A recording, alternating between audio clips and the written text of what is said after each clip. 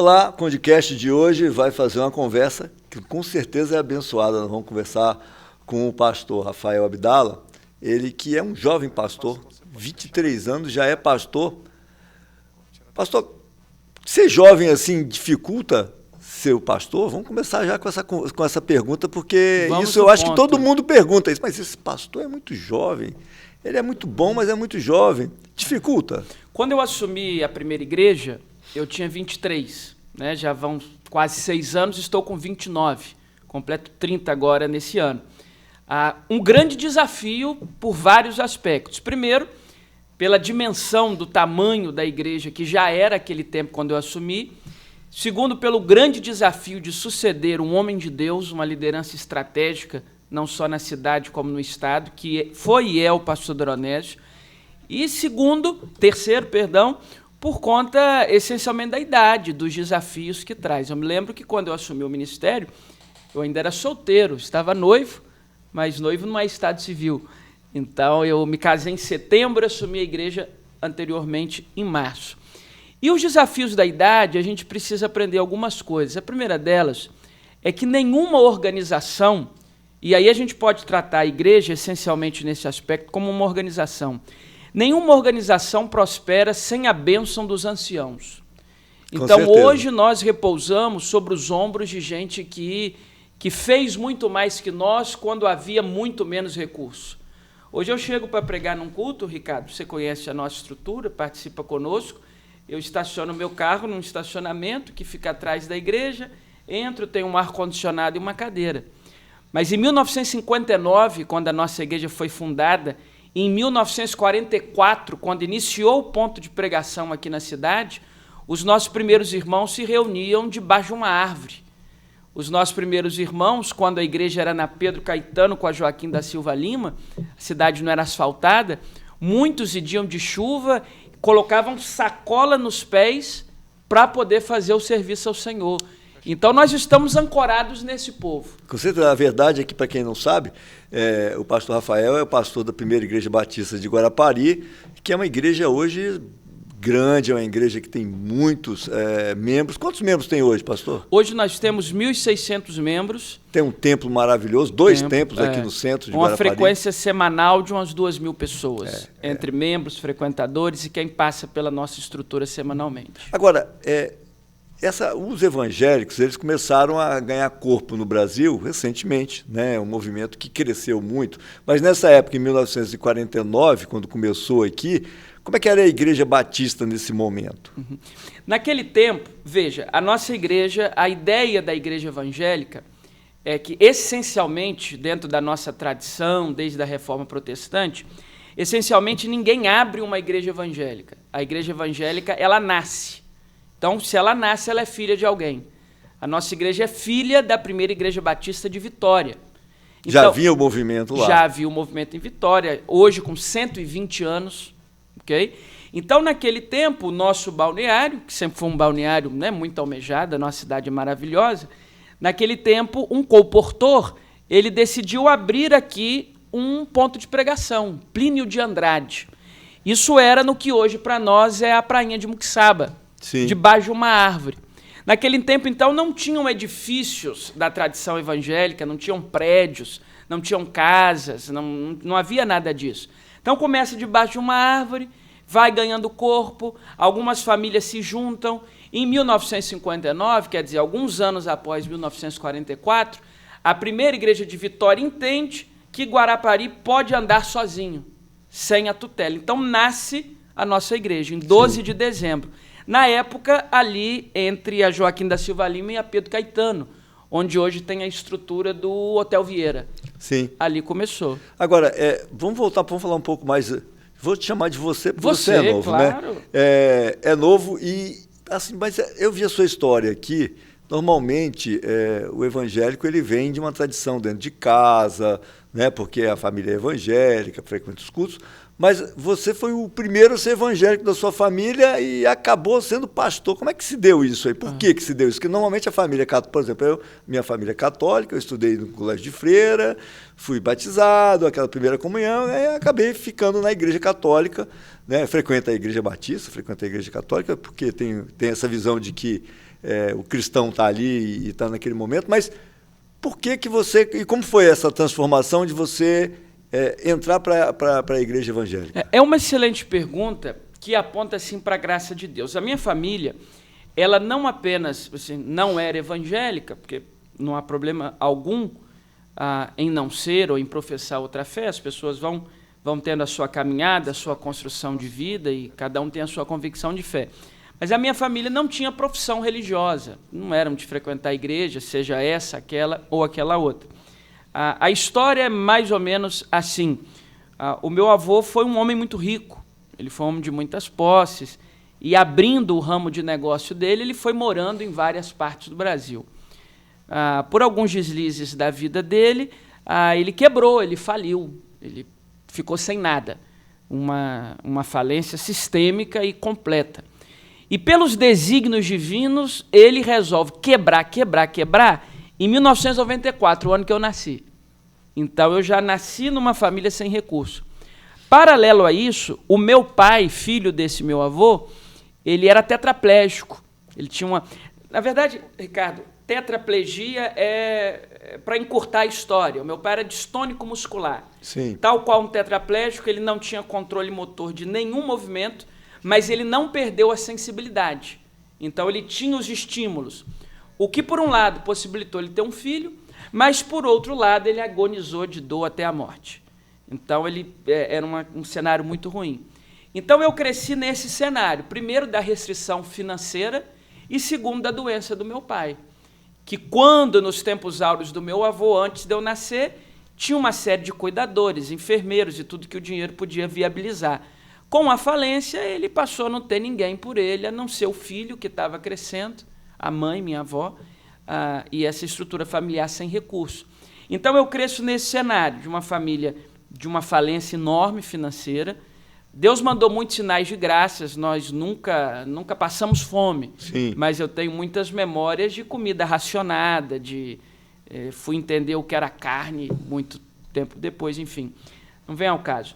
Mas então eu cresço nesse cenário, cuidando do meu pai, desde a minha pré-adolescência, não tinha cuidador e precisava de alguém para dar banho, precisava de alguém para escovar dente, para coçar o cabelo, para limpar o olho, tudo que precisa fazer com uma pessoa que, sob o ponto de vista físico, é 100% dependente de alguém. Sem movimento nenhum. Então, essa foi a minha história familiar. A falência financeira atrelada à saúde do meu pai e a necessidade daquilo que hoje eu leio como um amadurecimento precoce, porque não é comum para um pré-adolescente, uma criança, começar a ser pai do pai. Né? Isso não é muito comum. Então, essa foi a trajetória. No aspecto da fé, então, a fé sempre foi um assunto distante da minha família. Né? Na época áurea, era aquele pessoal de elite que a fé era no patrimônio que tinha. Depois que quebrou, o discurso era o discurso de que quebrou e tem que encarar a vida. E, apesar de crer em Deus, ninguém nunca praticou uma fé. Como que a fé em Cristo me é apresentada? Eu fui passar umas férias na roça com uma tia bisa minha, quer dizer, irmã da minha bisavó, e ela era a pessoa mais próxima da família que era cristã, no caso evangélica, batista, da Igreja Batista em Celina, lá no interior. E ela me leva numa escola bíblica de férias, eu era criança, tinha 8 anos, e uma professora falou sobre Jesus e sobre a fé em Jesus, e como que Jesus amava aqueles que sofriam. E o sofrimento sempre foi uma pauta muito comum para mim e para minha família. E naquele dia eu entendi que eu queria esse Jesus e disse sim. Volto para Guarapari. Quando eu volto para Guarapari, não tem quem me leve à igreja. Meu pai, entrevado numa cama, a minha avó integral ali nos cuidados dele, mesmo com as limitações físicas dela. A minha mãe, quando eu entrei na adolescência, ela foi seguir a vida dela, voltou para o Pará, onde é a origem. Inclusive está aqui com os meus irmãozinhos passando férias comigo em Guarapari. E aí essa minha tia, Ricardo, esse é um testemunho que eu dou assim, emocionante para mim, porque ela saía lá da roça aos domingos, de manhã, já com seus 70 e tantos anos à época, pegava o carrinho dela, um golzinho branco, e vinha até Guarapari, e pegava um menininho, eu, e levava na Igreja Batista. Me levava, almoçava com a gente, e voltava para o interior, porque como boa devota lá na região dela, de noite ela estava na igreja Isso aí dela. você tinha 10 anos, 9 anos de idade? Isso foi a partir dos 8, né? Chegando a 10 por aí. Isso ela fez por um bom tempo. Até que eu comecei a fazer amizades na igreja. Já na Igreja Batista aqui de Guarapari? Que hoje eu sou pastor. E a igreja já era do pastor Doronésio? Era do pastor Doronésio, já. Então assim, bom, aí nós vamos chegar lá. Então, e a influência do Doronésio para você, como é que foi? Porque o que a gente viu aqui é que a Igreja Batista, a primeira Igreja Batista de Guarapari, cresceu muito na mão do Doronésio, né? Eu brincava com ele e falava assim, você é o cara mais conhecido de Guarapari depois de mim. Ele apareceu na televisão aqui junto, mas ele se transformou hoje, como você é também, um dos principais líderes religiosos da cidade. E quando ele saiu daqui, ficou um hiato, ficou um buraco. A gente falou assim, e agora? Como é que vai ser? Um líder como o Doronésio, quem é que vai vir? Eu perguntei, você vai trazer alguém de fora, não sei o quê? Teve uma transição, mas o Doronésio, um pastor muito forte, assim, como é que ele te influenciou? Porque você entrou na minha igreja a partir daqui, de Guarapari. Sim. E aí, sobre a tutela dele, como é que foi a presença dele na sua vida? Quando essa minha tia, em saudosa memória hoje, ela me apresenta a Igreja Batista, acontece essa grande transformação na minha vida. Ali foram os meus primeiros passos. No final da história, eu batizei o meu pai, uma semana antes dele falecer, batizei a minha avó, vou batizar minha mãe, meus irmãos. Então, hoje, toda a família tem esse segmento de fé através dessa porta. Então, quando eu chego na Igreja Batista, era um menino sem tradição evangélica, sem ser filho de gente importante, ou sequer ser filho de religiosos, e a igreja me abraçou. E o pastor Doronésio, ele foi uma peça fundamental nisso. Eu digo o seguinte, porque eu procuro honrá-lo, eu trago ele aqui 3 vezes no ano, gosto que a igreja preserve a memória do legado dele, foram 22 anos e meio. O pastor Doronésio, que a cidade conheceu, é um homem extraordinário, né? Um grande comunicador, um homem de Deus, alguém muito relacionado com todos os segmentos, alguém querido. Eu me lembro que, nos meus primeiros meses apresentando o programa da nossa parceria aqui, eu encontrava as pessoas no supermercado e ela dizia assim, você que está apresentando o programa do Doronésio agora. E era o programa da Igreja Batista. Com certeza. Então, o pastor Doronésio, que a cidade conheceu, é um homem extraordinário. O pastor Doronésio que eu conheci é muito mais extraordinário do que o que a cidade conheceu. Ele é uma pessoa de uma envergadura moral, ética, familiar, espiritual, inquestionável. Então, sim, ele me batizou, ele me casou, ele me consagrou ao ministério pastoral. Eu brinco com ele que eu só espero que ele não faça o meu sepultamento, para não terminar o último ato. Agora, a gente percebe que o Doronésio, ele realmente é extraordinário, porque ele achou a pessoa que poderia conduzir a igreja à altura dele, porque realmente o que a gente vê hoje é você fazendo isso. Eu estava até conversando antes aqui, perguntei para você sobre a questão assim, o Doronésio ainda é o presidente do Conselho de Pastores do Espírito Santo, você me respondeu que? É o presidente da convenção. É da convenção? Não, não é mais. E agora quem é?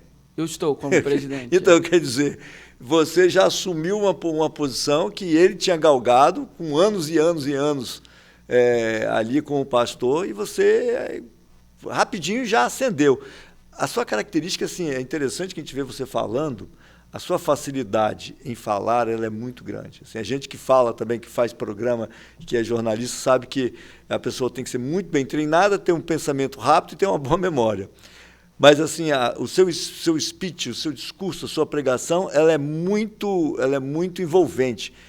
Como é que você arquiteta isso dentro da sua cabeça, na hora que você vai pregar? Qual é o preparo que você faz? Em que você se baseia? E essa facilidade que você tem de verbalizar é uma coisa que você sempre teve ou uma coisa que você adquiriu no processo dentro da igreja? Isso é uma excelente pergunta, Ricardo. Veja, eu gosto de dividir isso em 2 partes.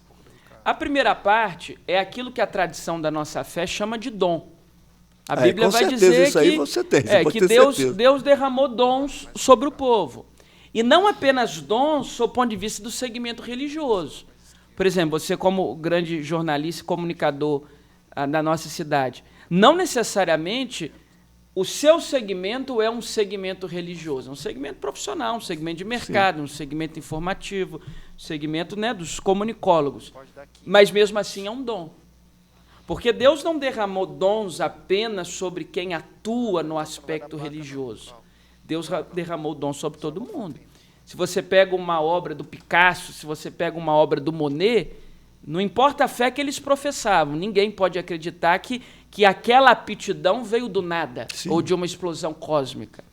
Então, parte disso eu reputo como um dom. Eu entendo que Deus me chamou para o ministério pastoral, e quando Deus chama, Ele capacita. Mas você tem que cultivar esse dom. Não Essa é a segunda parte. Não é só ter o dom. Exato. A segunda parte é muito esforço, estudo, treinamento de memória.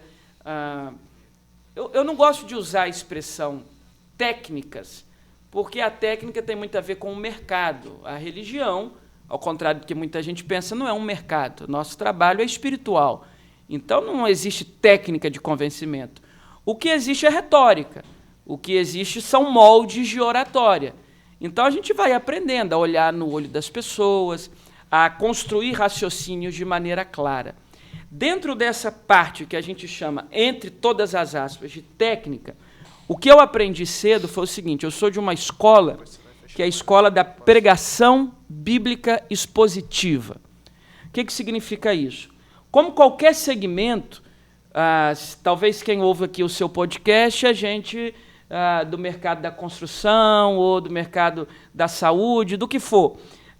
Todo segmento tem um livro de autoridade, tem um lugar de onde emana a autoridade. Então, o médico tem os manuais dele, o engenheiro tem os cálculos dele. Nós temos a Bíblia. A Bíblia, para nós, ela é a palavra de Deus. E ainda que não para nós, a Bíblia é a palavra de Deus. É o que Deus autorizou conhecer dele de forma escrita.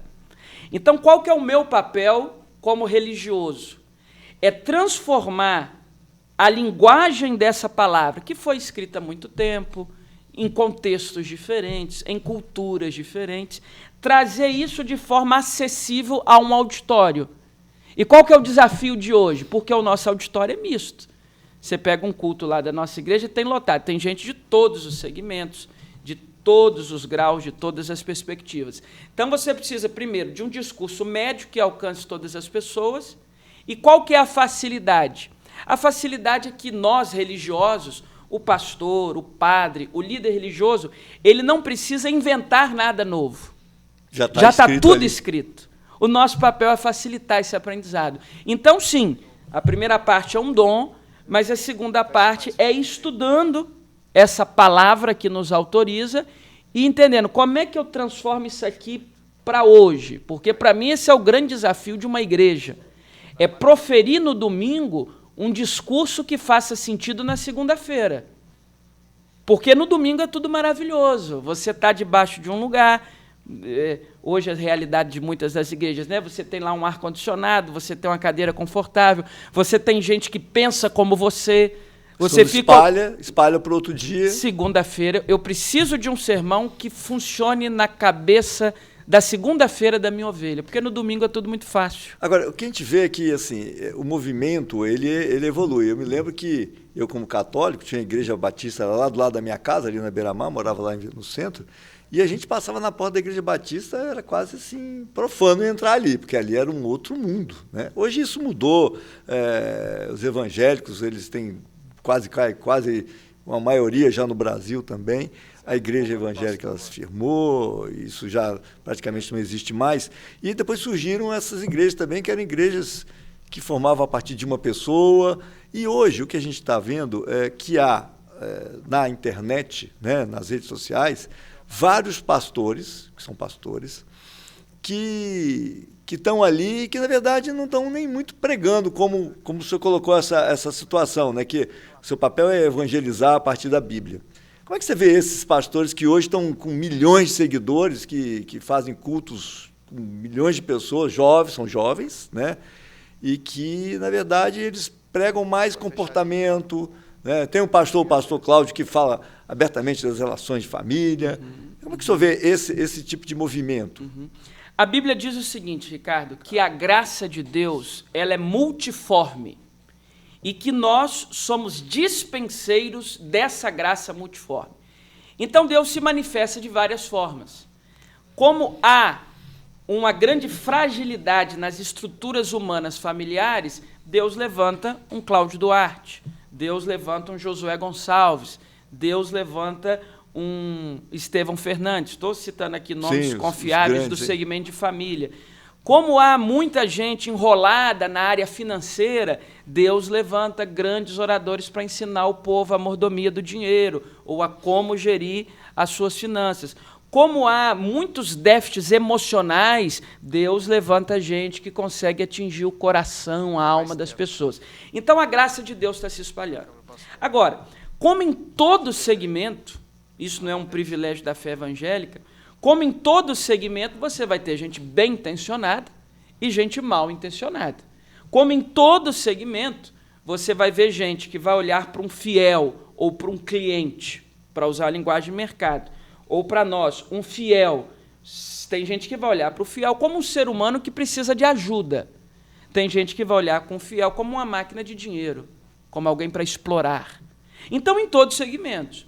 Por isso, quando nos grandes jornais se protagonizam escândalos envolvendo o nosso segmento, nós precisamos entender que Jesus disse isso, que quem vai separar o trigo do joio é o próprio Senhor Jesus Cristo. O joio cresce junto com o trigo. A diferença é que o trigo produz pão, produz vida, e o joio produz morte. Mas o papel de separar quem é quem não é nosso, é do Senhor. Agora, quais são os conselhos que eu dou para o nosso povo que eu posso dar aqui? Primeiro, quando você for ouvir qualquer religioso na internet, no YouTube, no Instagram, primeira coisa, se o livro de referência é a Bíblia Sagrada. Esse é o primeiro ponto. Sim. Nós acreditamos na ciência, nós lemos a filosofia, nós lemos a sociologia, mas o nosso discurso não emana de sabedoria outra que não seja a Escritura Sagrada. Então, você ligou lá no YouTube. A primeira coisa, esse sujeito está com a Bíblia, não literalmente o livro físico, mas ele parte de um princípio bíblico. Esse é o primeiro ponto. Okay? Segundo ponto, ele não está querendo apelar apenas para a minha emoção, porque, vamos lá, você enche qualquer auditório religioso com discurso emotivo. Sim. Você imagina... Falando das mazelas que todo mundo tem. Claro. Você chega para um auditório de 2.000 pessoas. Hoje eu vim falar para você que sofre. Todo mundo está sofrendo, Ricardo. Quem é que não sofre? Isso aí é certo. Só muda o tipo de sofrimento. Hoje eu vou falar para... Deus me disse que você está com o seu aluguel atrasado. Num país como o nosso, quantos não estão com aluguel atrasado? Então, primeiro, se é Bíblia. Segundo, se é exclusivamente emotivo. A emoção faz parte da natureza da nossa fé. Com certeza. Mas não exclusivamente. Romanos 12 diz o seguinte: rogo-vos, pois, irmãos, que apresentei os vossos corpos como sacrifício puro, santo e agradável a Deus, que é o vosso culto racional. Então, a fé, ela não é o oposto da razão. A fé é a expansão da razão. Te acompanho, você sabe que eu acompanho a sua trajetória. Você tem 60 mil seguidores no Instagram. Ali é um púlpito também? Sem dúvida alguma. Sem dúvida alguma. Esse ano eu quero começar a investir nisso. Como é que é o feedback que você tem? É muito bom, é muito bom. A gente não pode cair numa ilusão, porque a rede social ela tem essa capacidade de iludir. O verdadeiro respaldo da minha caminhada é o meu povo aqui. Não são 63, 65 mil pessoas. É o meu pessoal aqui. Eles que me respaldam, porque eles que me conhecem. Eles que veem o meu semblante, eles que veem o meu caráter mais de perto, o meu temperamento. Rede social, a gente só posta as coisas boas, né? Sim. Dificilmente é uma vitrine. Então, ninguém mostra o extrato da conta vermelha não, ninguém. Isso lá no Instagram. Isso é muito ilusório. Mas é um púlpito. Eu vou lançar. Eu comecei a investir nisso esse ano. Eu não sei como chegaram nesses 60 e tantos mil, porque eu nunca gastei um centavo com isso. Mas a gente sabe como você pode ter 1 milhão, sabia? Esse ano a minha equipe vai começar a investir um pouquinho mais. A ideia é essa. Mas você vê, às vezes um trechinho de uma palavra chega no coração de alguém. Com certeza. Então a sua colocação é perfeita. A rede social é um púlpito. Hoje, dentro do que nós estamos vendo aí, a sociedade tem se modificado muito e muito rapidamente. Se você for olhar 10 anos atrás, como que mudou todo o procedimento, como que os hábitos mudaram, como que situações surgiram e começaram a ser mais aceitas, mais abertas, né? A gente vê a questão do homossexualismo, a gente vê a questão das posturas das pessoas, e a gente vê as redes sociais hoje como um fator de grande influência no comportamento, né? Os jovens hoje, eles estão... Dificilmente um jovem lê um livro, mas ele ficou horas e horas por dia sendo acessado, sendo atingido pelas mensagens que são enviadas pelo Instagram, ou pelo Facebook, ou por TikTok, e tudo isso um algoritmo que já pega o que aquela pessoa pensa e que gosta e reforça. Hoje, qual é a maior fragilidade que você vê na formação dos nossos jovens e no comportamento que a gente tem visto hoje? A primeira coisa que nós precisamos trazer à luz é que, ao contrário de que muita gente pensa, não é a rede social o nosso produto. Né? Dentro de uma consciência de mercado, parece que as pessoas entendem que eu tenho a rede social X e eu estou tendo acesso àquele produto. A rede social é o meu produto que eu estou consumindo. Não. Nós somos o produto. Com certeza. Eles estão nos vendendo, né? Então, é inverso. O usuário, a pessoa que tem uma conta na rede social, ela é o produto.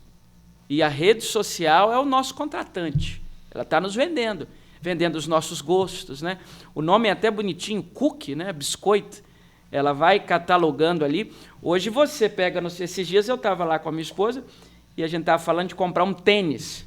Não, então, comprar tênis, vamos comprar tênis, daí a pouco aparece no Instagram, lá no Story, um tênis, tal. Então, eu sou o produto, eles estão me vendendo os meus gostos, minhas predileções, minha capacidade de consumo. Mas isso você sabe, mas 99% das pessoas não sabem. E aí? Por isso, ouçam o Condecast. Nós estamos aqui tratando disso. O que acontece hoje que eu percebo é malefícios. Benefícios a gente já falou. Tem vários. É um púlpito, é expansão, é propagação de bondade. Malefícios. Aí a lista é demorada, hein? Mas veja, num primeiro aspecto, os raciocínios curtos. Um Reels tem 1 minuto e meio. Um Story tem 15 segundos. Parece que agora jogaram para 30. As pessoas não têm mais raciocínios prolongados. Os raciocínios são curtos. Hoje que está cada vez mais difícil as pessoas entenderem a realidade e cada vez mais fácil de serem dominadas. E eu acho que aí, nesse momento, é um momento em que a religião, bem aplicada, mal aplicada, ficou mais fácil ainda para quem quer aplicar mal a religião. Isso é errado, isso é certo. Eu sou do lado certo, você é do lado errado. Sim. Mas a religião bem aplicada tem esse poder de fazer com que as pessoas aumentem a visão crítica da realidade e que a gente possa construir uma sociedade melhor. Porque o que nós estamos vendo não é no Brasil só, não. Claro. É no mundo inteiro, é assim, 1-0, mais, menos. Positivo, negativo, sim, não, direita, esquerda. E aí a gente está vendo assim, cada vez mais dividido e cada vez mais questionado, que não traz produto positivo para o pensamento. As pessoas vão perdendo a capacidade, por exemplo, de pensar em abstrato, de separar pessoas de ideias, de entender a complexidade da história humana.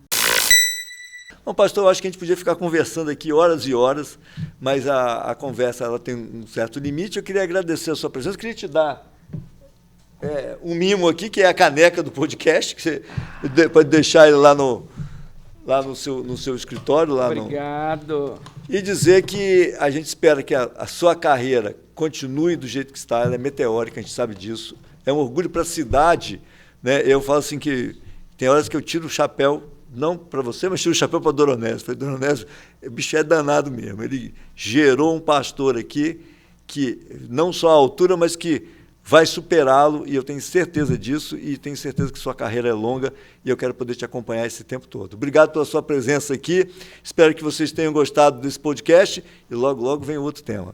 Obrigado, Ricardo. Estamos juntos, querido. Boa, obrigado. Deus abençoe a todos. Amém.